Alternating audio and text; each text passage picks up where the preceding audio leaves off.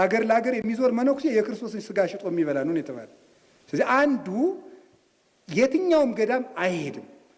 አገልጋይ አንሶናል ከተባለ ለቅዱስ ሲኖዶስ ተጽፎ ቅዱስ ሲኖዶስ ለዚያ ገዳም ጽፎ እናንተ 5 መነኮሳት እዚያኛው ገዳም ሂዱ ተብሎ ይላካል እንጂ መዞር ፈጽሞ አይቻልም። ግብፅ ካይሮ ውስጥ መነኩሴ ቢመጣ ክርስቲያኑ በሙሉ እንዲተፋበት አስተምሯቸዋል እና ይተፉበታል። እኔ ትዝ ይለኛል በ2008 እዚህ 4 ኪሎ አካባቢ አንድ ሰውዬ ተፍቶብኝ እንደው አሁን ታሪኩን ሳነብ ግብጾችን አንቦ ይሆን አልኩኝ። እንዴ እናንተ አገር አጥፊዎች አለ። እንግዲህ እኔ አያውቀኝም፣ እንደውም ለዚያውም አዲስ አበባ ገና መምጣቴ ነው። እና እንደዚህ አድርገዋል። የቀን ውሏቸውን ትንሽ ለማካፈል ልሞክር።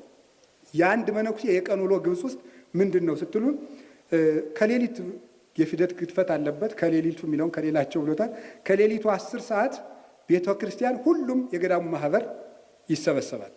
አባቶችና እናቶች እንድታዩልኝ የሚፈልገው ነው። እኛ ሀገር ውስጥ የፈለገ መነኩሴ ቤተ ክርስቲያን ይገባል፣ የፈለገ አይገባም። ቤተ ክርስቲያንን ከስርዓተ አበው ውስጥ ማካተት ይገባል።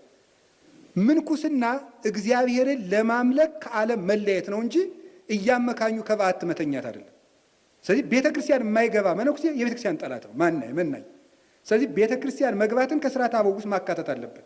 ያለ ቤተ ክርስቲያን መብቃት አይቻልም። ከአካል ተለይቶ ሕይወት የሚኖረው ሕዋስ ስለሌለ፣ ቤተ ክርስቲያን ደግሞ የክርስቶስ አካል ስለሆነ ከቤቱ ተመልሶ 41 ይሰግዳል፣ 12 መዝሙረ ዳዊትን ያደርሳል። ከዚያ በኋላ ወደ ስራው ይሄዳል። 7ቱን የጸሎት ጊዜያት ይጠብቃሉ። ማታ በሰርክ ሁሉም ቤተ ክርስቲያን ይሰበሰባል። ጸሎተ ዕጣንና የሰርክ ጸሎት ይደረሳል። ይቅርታ ተባብሎ ወደ ቤቱ ይመለሳል። ሁሉም ሰው ሰርክ ላይ ቤተ ክርስቲያን ይገኛል። ይቅርታ ጠይቀው ወደ ቤታቸው ይገባል። ሳይታረቅ የሚያድር መነኩሴ ግብጽ ውስጥ የለም። የኛ መነኮሳት ለምንድን ነው ግብጽ ሲሄዱ የሚበቁ ስትሉ በትህርምት የኢትዮጵያ ገዳማትን መናኝ የሚመስል የለም። እንዲያውም እኔ ሳስበው እንዲያው አዲስ አበባ የሚኖረው መነኩሴ ግብጽ ውስጥ ገዳም የሚኖረውን ሳይበልጠው አይቀርም እላለሁ። በጣም ተጋዳይ ነው የኢትዮጵያ መነኩሴ። ግን ችግሩ ምንድነው? ይቅርታ የለውም። በጣም ቂመኛና ትዕቢተኞች ነን። ቂም እያለ እንዴት አድርጎ ምንኩስና ሊያበቃን ይችላል? ይቅርታን ከዚያ ሲማር የኛ መነኩሴ ሄዶ ይበቃል ባንዴ ማለት ነው። እና እነሱም ክብር ነው የሚሰጡት። አሁን ያለው ገዳማዊ ሕይወት ለግብጽ ቤተክርስቲያን ምን አስተዋጽኦ አድርጓል? እንደው አሁን ያለው ነው። አንደኛ መጽሐፍ ቅዱሳዊ ትምህርት ነው።